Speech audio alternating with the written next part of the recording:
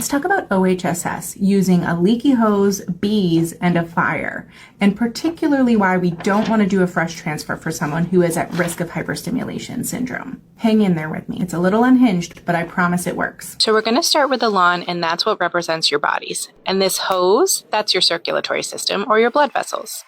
Now, your vessels are always a little bit leaky. That is normal. A little fluid seeps out into the third spaces. Most of it stays inside the hose where it belongs.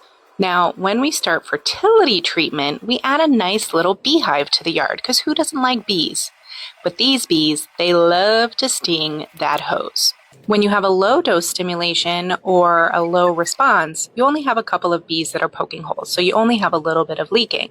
But what happens when you have a really robust response?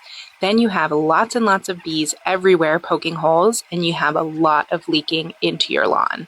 These bees represent a real protein that your ovaries are making, and that's VEGF, vascular endothelial growth factor. In normal amounts, VEGF helps blood vessels loosen just enough so immune cells can squeeze through during healing or inflammation.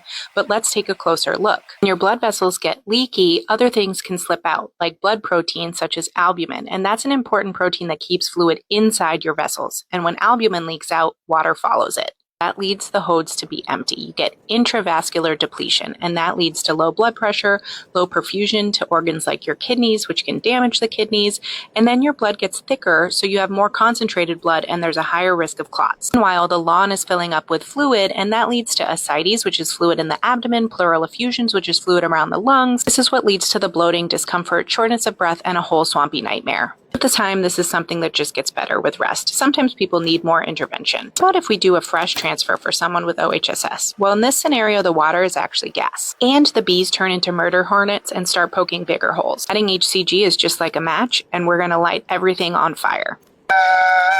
So if you end up with OHSS, remember these things. It is not your fault, it is not permanent, and it will get better. Our goal is always to protect your health first, so we have to calm down the bees, patch the holes, drain the lawn, and get you feeling better before we get to a transfer. Your embryos will wait for you. They'll be just as ready when you are.